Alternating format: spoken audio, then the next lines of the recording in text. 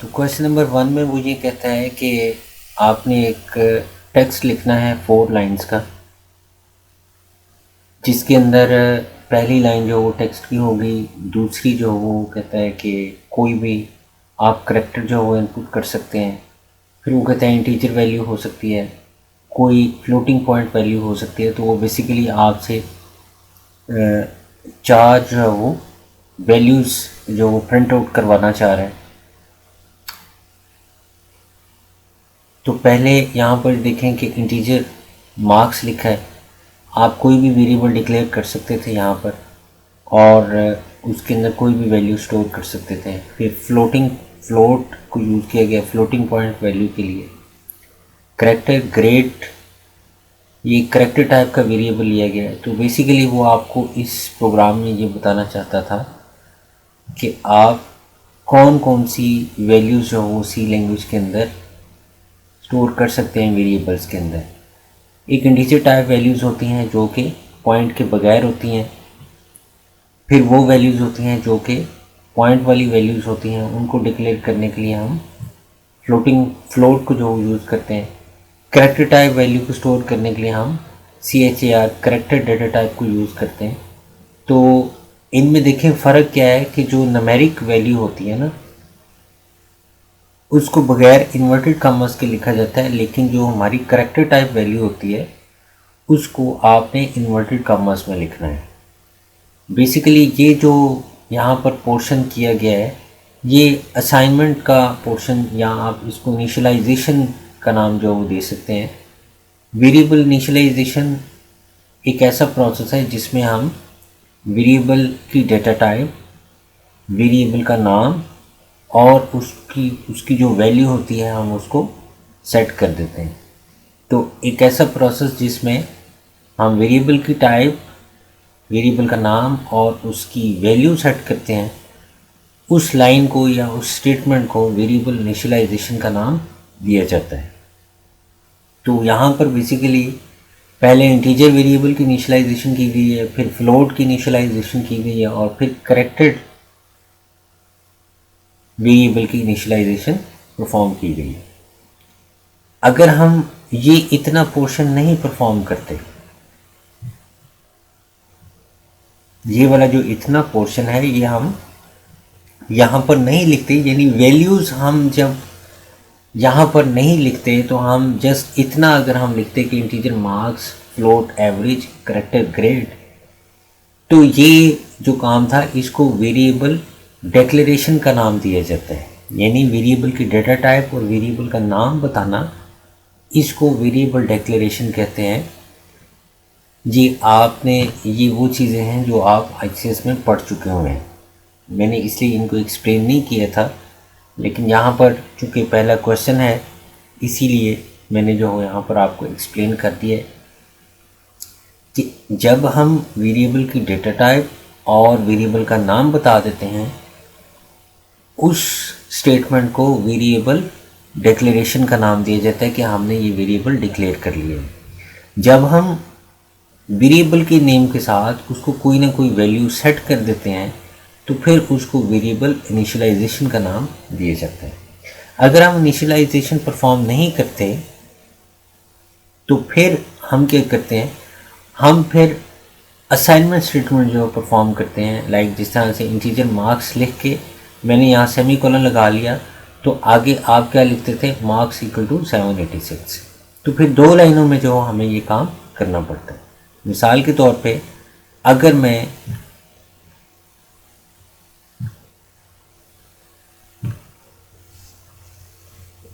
इस तरह से लिखता हूँ,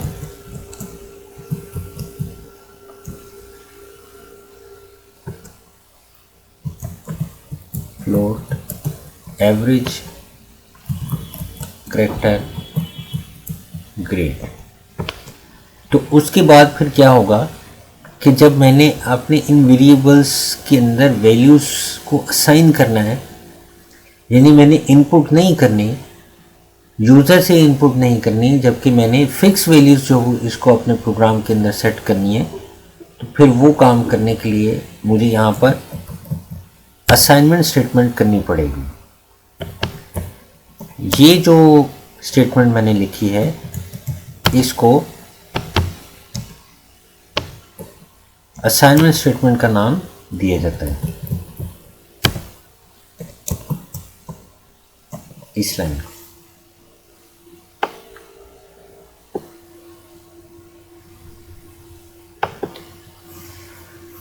ये जो इतनी लाइनें मैंने यहां पर लिखी,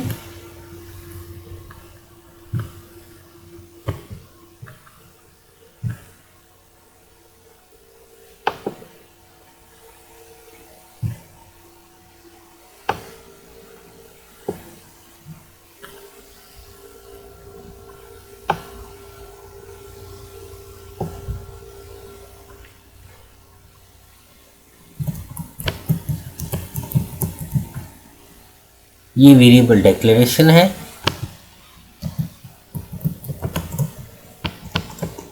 और ये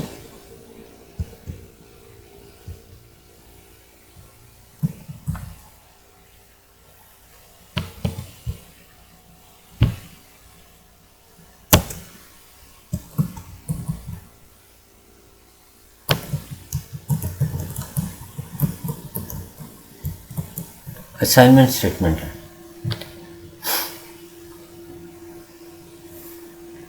ये जो इतनी 3 लाइनें हैं,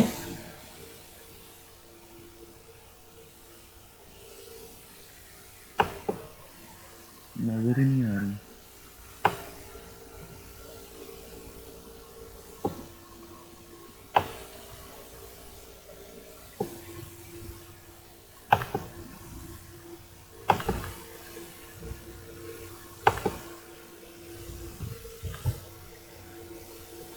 जी नजर आ रहा है सबको?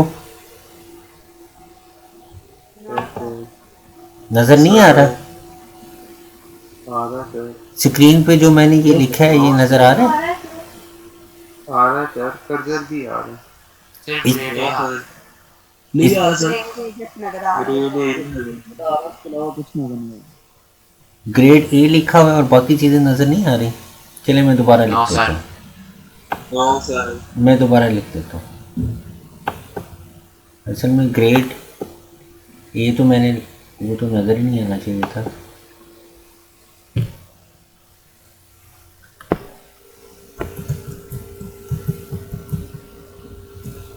अब मैंने लिखा इंटीजर मार्क्स, नज़र आया आपको? Yes sir. अगर मैं इतनी लाइन लिखता ना तो ये वेरिएबल डिक्लेरेशन कहलाती है। वेरिएबल की डेटा टाइप और वेरिएबल का नाम जब हम अपनी लैंग्वेज में मेंशन करते हैं तो इसको वेरिएबल डिक्लेरेशन कहते हैं। फ्लोट, एवीजी,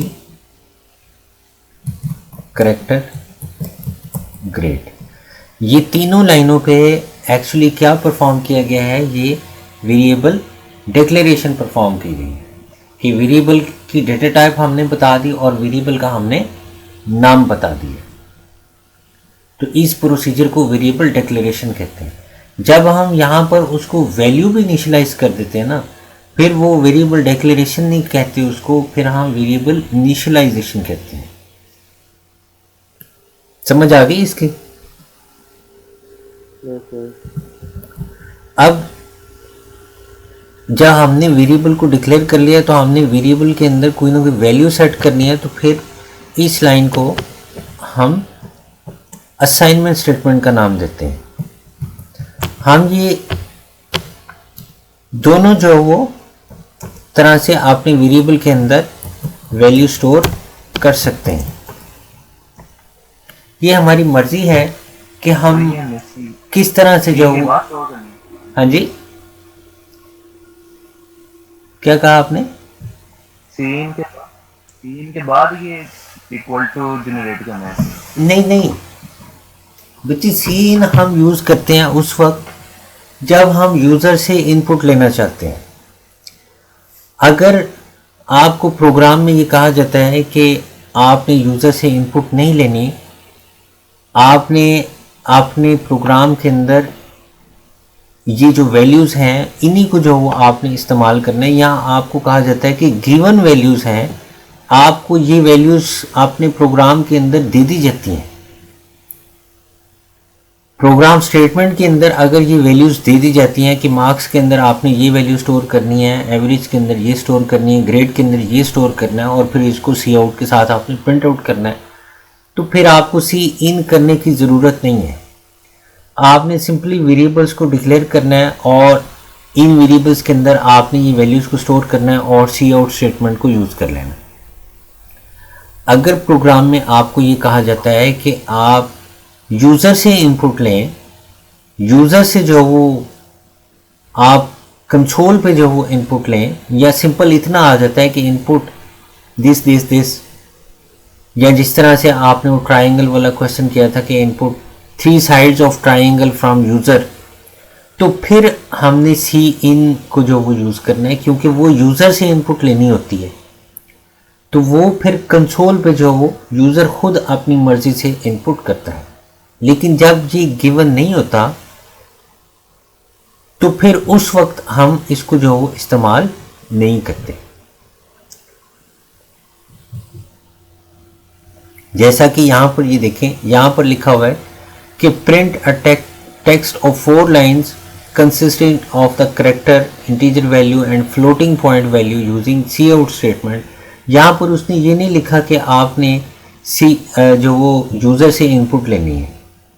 उसने इस तरह की कोई जो वो आपसे बात नहीं की, उसने इनपुट की बात नहीं की, उसने सिर्फ कहा कि बस इनकी वैल्यूज़ आप सी आउट के साथ प्रिंट आउट कर दें। तो फिर इसलिए यहाँ पर सी इन को इस्तेमाल नहीं किया गया। तो मैं आपको ये बता रहा था कि ये जो मैंने 3 लाइनें ऊपर वाली लिखी हैं, ये बेसिकली क्या है, इनको हम वेरिएबल डिक्लेरेशन का नाम देते हैं। यानी वेरिएबल की डेटा टाइप और वेरिएबल का नाम जब हम बता देते हैं तो उस स्टेटमेंट को वेरिएबल डिक्लेरेशन का नाम दे दिया जाता है। और ये जो हमने काम किया है कि मार्क्स इक्वल टू 786, ये हमने असाइनमेंट स्टेटमेंट इसको बनाया है, यानी हम वेरिएबल को वैल्यू असाइन कर रहे हैं। तो ये दोनों जो स्टेटमेंट्स हैं, इनको अगर आप शॉर्ट फॉर्म में लिखना चाहते हैं, आप नहीं चाहते कि बाद में जो आप असाइनमेंट करें, आप वेरिएबल को डिक्लेयर करने के साथ ही वैल्यू असाइन करना चाहते हैं, जैसा कि ये यहाँ पर किया गया, तो फिर इस स्टेटमेंट को वेरिएबल इनिशियलाइजेशन का नाम दिया जाता है। कि वेरिएबल की डिक्लेरेशन के वक्त, जब वेरिएबल को डिक्लेयर करते ही जब आप कोई वैल्यू सेट कर देते तो उसको वेरिएबल इनिशियलाइजेशन का नाम देते हैं। तो यहाँ पर वेरिएबल इनिशियलाइजेशन परफॉर्म की गई है। आप इसको इस तरह भी कर सकते थे, ये आपकी मर्जी है कि आप किस तरह से जो वो इजी फील करते हैं, जिस तरह से आपको आसानी होती है वैसे जो वो आप इनको जो वो इस्तेमाल कर सकते हैं। फिर उसके बाद क्लियर स्क्रीन का फंक्शन यूज़ किया गया और ये एक 1 लाइन टेक्स्ट जो वो लिखा गया, एंड लाइन कर दी गई। फिर आगे टोटल मार्क्स, तो मार्क्स के अंदर जो आपकी वैल्यू थी उसको इन्वर्टेड कॉमर्स के बाद लिखा गया ताकि हाँ इसकी वैल्यू प्रिंट आउट हो सके। इसी तरह से एवरेज की वैल्यू प्रिंट आउट हो सके और ग्रेड की जो वैल्यू है वो प्रिंट आउट हो सके। यहाँ पर देखें हमने करेक्टर ग्रेड लिखा है, तो इस करेक्टर ग्रेड के अंदर सिर्फ और सिर्फ एक करेक्टर को हमने स्टोर किया है, क्योंकि यहाँ पर करेक्टर जो डेटा टाइप है वो सिर्फ और सिर्फ एक वैल्यू जो वो स्टोर करती है, एक करेक्टर जो वो स्टोर करती है। एक से ज़ायद करेक्टर्स हम स्टोर नहीं कर सकते।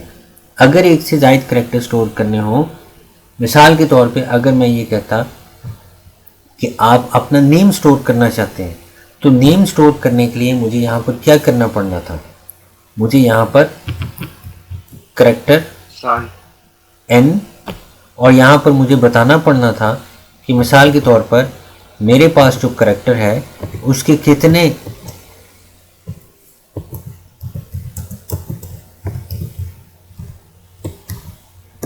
करेक्टर्स है। तो फिर ये जो स्टेटमेंट होनी थी, इसमें जो वो फर्स्ट 20 करेक्टर्स जो उसने स्टोर करने थे, बाकी जो कि कंप्लीट नहीं हुए यहाँ पर, तो वो एम्प्टी रह जाने थे। तो जब आपने एक से ज़ायद करेक्टर्स को स्टोर करना होगा तो आपने यहाँ पर इन ब्रैकेट्स के अंदर मेंशन करनी है लेंथ उसकी कि हम कितने करेक्टर्स को स्टोर करना चाहते हैं।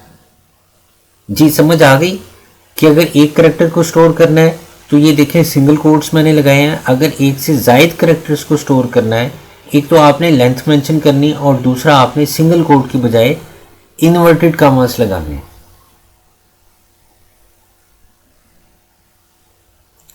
जब आपने इसको प्रिंट आउट करना है तो प्रिंट आउट करने के लिए आपने वहां पर ये नहीं लिखना, आपने इसको किस तरह से लिखना है, सी आउट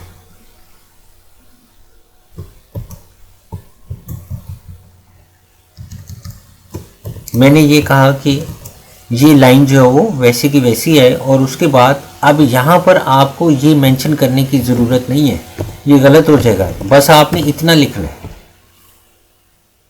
समझ गए बात? जब आपने सी आउट के अंदर आपने वेरिएबल की वैल्यू को प्रिंट करना है तो वहाँ पर आपने उसकी लेंथ मेंशन नहीं करनी, ये सिर्फ आपने डिक्लेरेशन के वक्त जो मेंशन करनी है। समझ आ गई इतनी? Yes sir.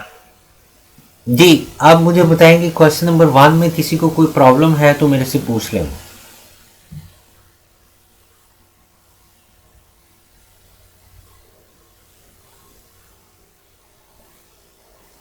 सर ये सी आउट के अंदर जो पहला दिया हुआ आई एम उस्मान खलील, हाँ जी, ये किस बात में ये लाइन मैच क्यों लिखी है?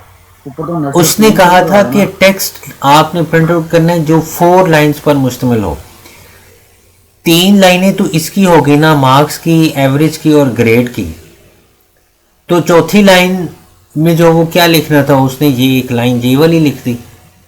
आप कुछ भी लिख सकते हैं, तो ये जब आउटपुट इसकी प्रिंट आउट होनी है तो वो 4 लाइनों पर ही मुश्तमिल होगी ना। पहले ये लाइन लिखी हुई आएगी, फिर ये लाइन लिखी हुई आएगी, my total marks are, my average is, my grade is, तो वो एक स्टूडेंट की एक इंफॉर्मेशन 4 लाइनों के अंदर उसने प्रिंट आउट कर दी है। आप कुछ भी यहाँ पर प्रिंट आउट कर सकते थे। 3 की तो उसने इंस्ट्रक्शन दी है ना कि कंसिस्टिंग ऑफ करेक्टर्स, करेक्टर उसमें होना चाहिए, उसमें इंटीजर वैल्यू होनी चाहिए, उसमें फ्लोटिंग पॉइंट वैल्यू होनी चाहिए। तो देखें ये करेक्टर टाइप वैल्यू आ गई, ये फ्लोट पॉइंट वैल्यू आ गई, ये इंटीजर वैल्यू आ गई, तो फिर इसके अलावा उसने एक वैसी लाइन जो वो यहाँ पर लिख दी।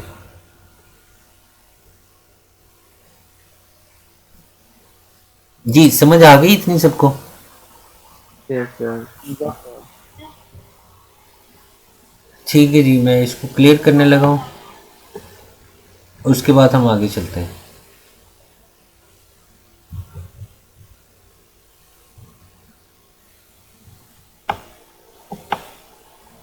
उसके बाद क्वेश्चन नंबर 2 है, ये ऑलमोस्ट सब ने जो वो कर लिया है। किसी को कोई प्रॉब्लम है इसमें तो मेरे से पूछ ले, किसी का अगर नहीं हुआ तो।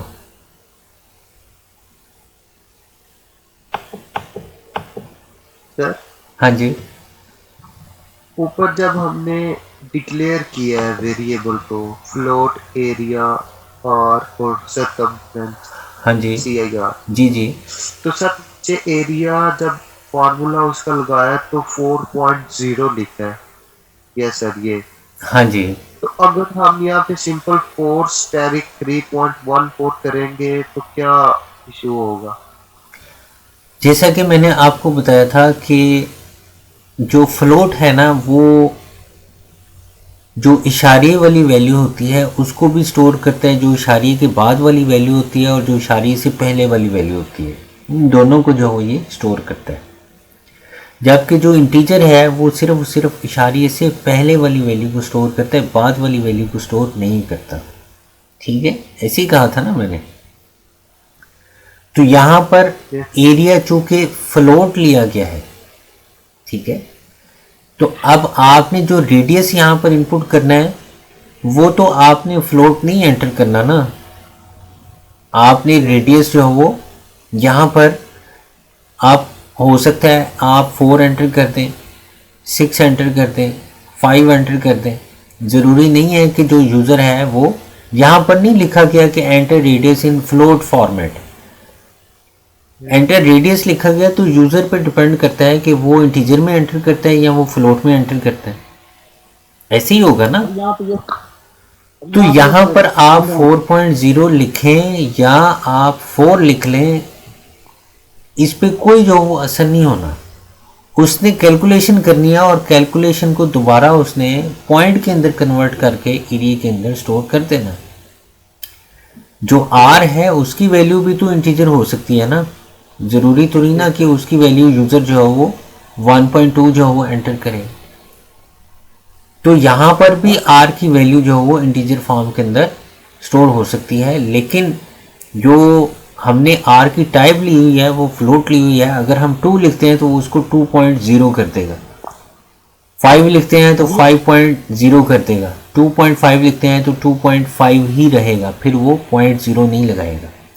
तो एक्चुअली ये जो उसने 4.0 लगाया ना, वो इसलिए लगाया कि बाकी दोनों जो हमारे पास वेरिएबल्स हैं वो फ्लोट हैं, तो उसने इसके साथ भी जो वो फ्लोट वैल्यू जो वो 4.0 लगा दी है।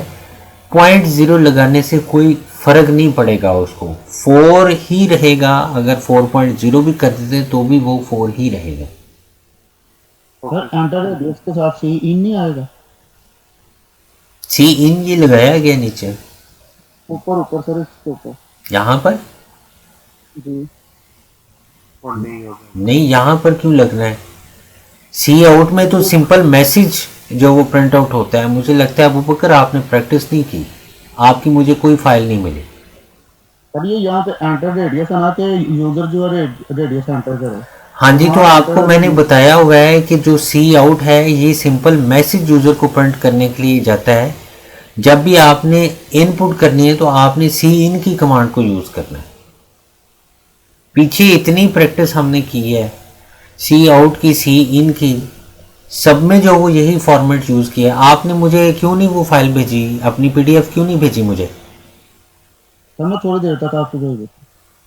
थोड़ी देर तक क्या आपने भेजना है? जब मैंने ये सारा समझा देना फिर आपने भेजना है मुझे?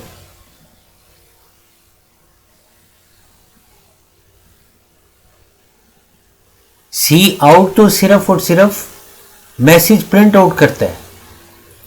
इनपुट जो है वो एक्चुअली सी इन जो वो परफॉर्म करता है। सी इन की मदद से जो वो हमने इस वेरिएबल के अंदर वैल्यू लेनी। जब तक सी इन नहीं लिखेंगे ये खाली एक सिर्फ मैसेज होगा, यहाँ पर इनपुट नहीं होगी।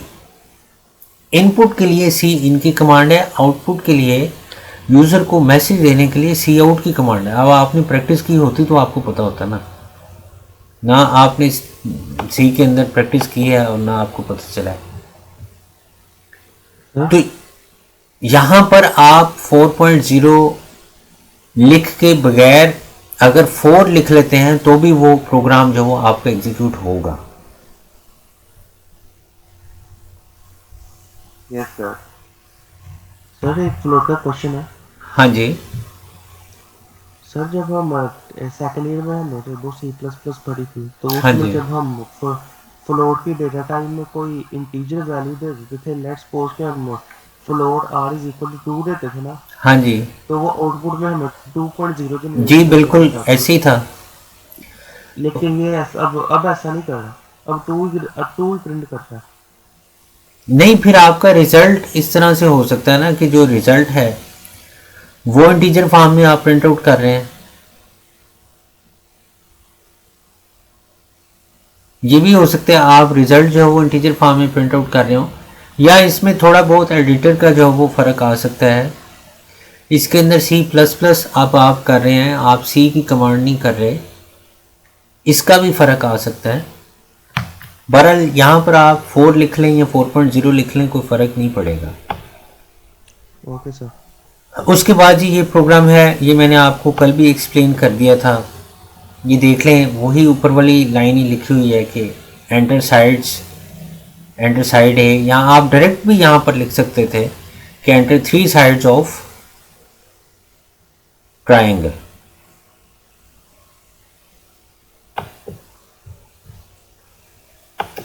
मिसाल के तौर पे मैं यहाँ लिखता हूँ सी आउट, पहले यूज़र को मैसेज जाएगा एंटर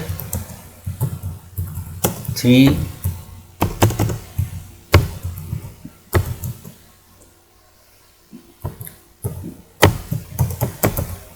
साइड्स ऑफ ट्राइंगल।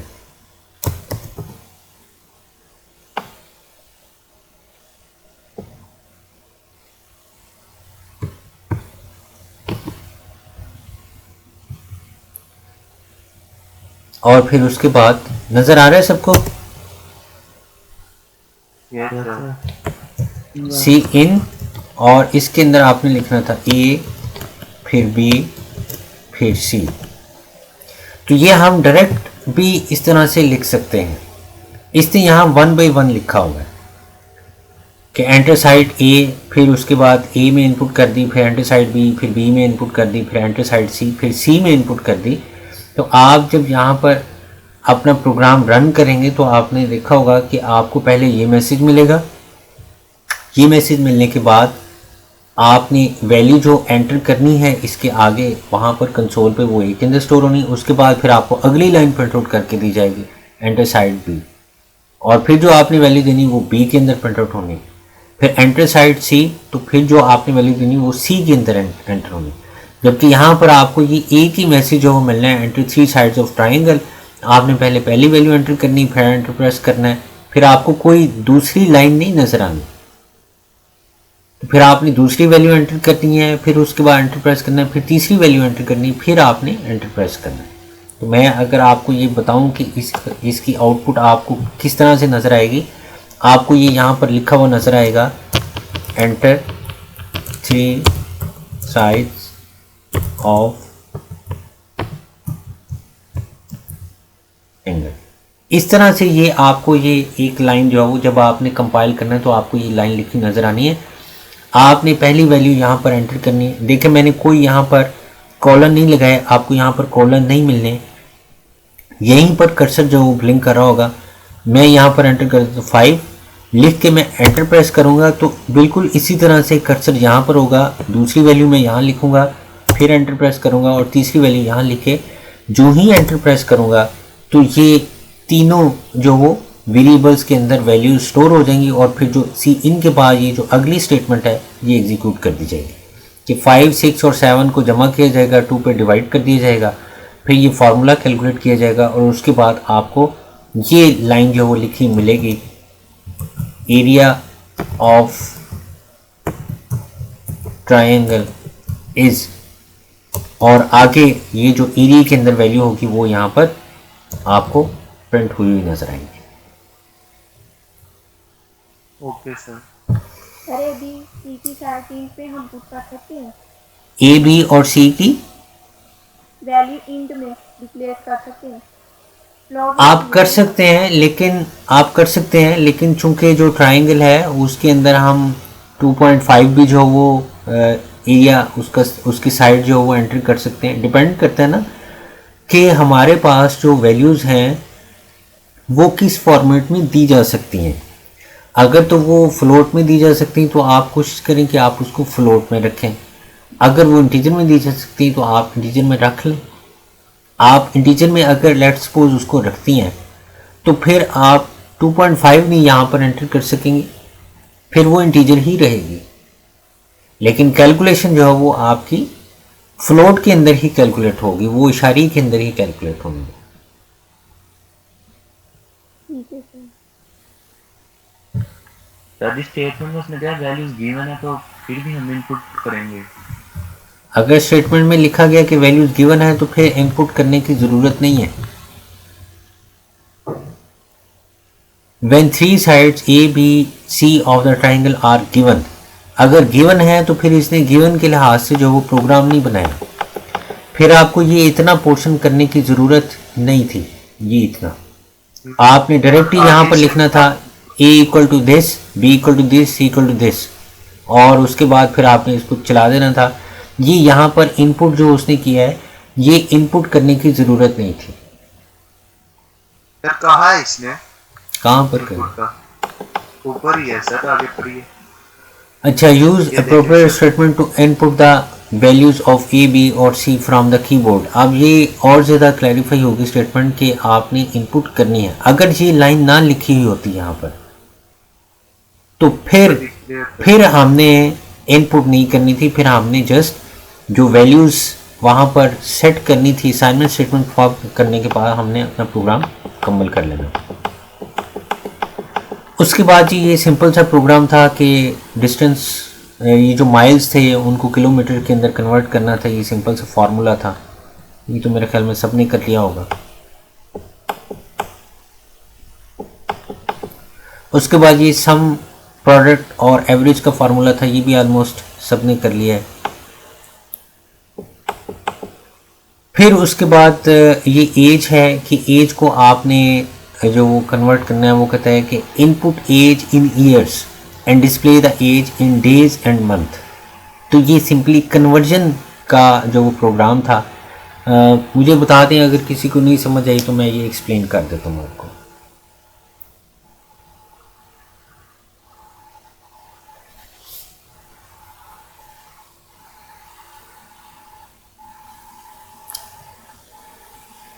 अच्छा जी, उसके बाद स्क्वायर और क्यूब का प्रोग्राम था, ये भी ऑलमोस्ट सबने कर लिया है।